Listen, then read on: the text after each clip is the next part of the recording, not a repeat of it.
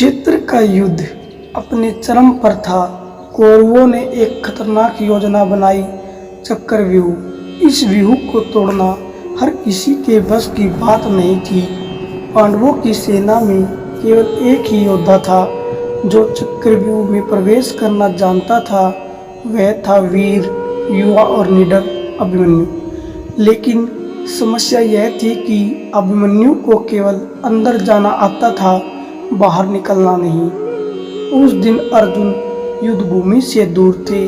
तब अभिमन्यु ने कहा, मैं चक्रव्यूह को तोड़ दूंगा, आप सब मेरे पीछे पीछे आना। अभिमन्यु ने वीरता के साथ चक्रव्यूह को भेद दिया, लेकिन पांडव उसके पीछे अंदर नहीं आ पाए। अब वह अकेला था। सामने थे महायोद्धा दुर्योधन, कर्ण, द्रोणाचार्य और अन्य योद्धा।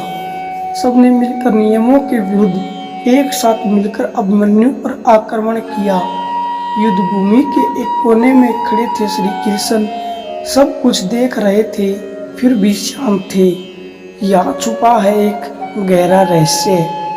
श्री कृष्ण जानते थे कि यह युद्ध केवल जीत का नहीं, धर्म और अधर्म के संतुलन का है। अभिमन्यु का बलिदान उस संतुलन का एक आवश्यक हिस्सा था। श्री कृष्ण स्वयं भी कर्म के नियम को नहीं तोड़ते। अभिमन्यु का जीवन और मृत्यु पहले से ही निश्चित था। अभिमन्यु की मृत्यु से ही अर्जुन के भीतर क्रोध जागा, जिसके कारण अगले दिन उसने जयद्रथ का वध किया और युद्ध की दिशा बदल दी। अभिमन्यु कोई साधारण योद्धा नहीं था, वह एक दिव्य आत्मा था जो केवल अपने कर्म को पूरा करने पृथ्वी पर आया था।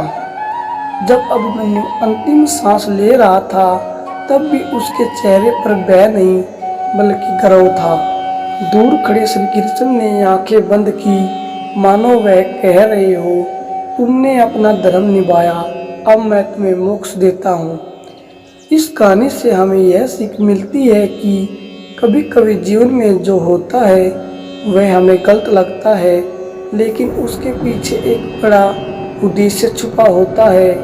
भगवान हमेशा हमारी रक्षा नहीं करते, क्योंकि कुछ योद्धा हमें खुद लड़ने होते हैं।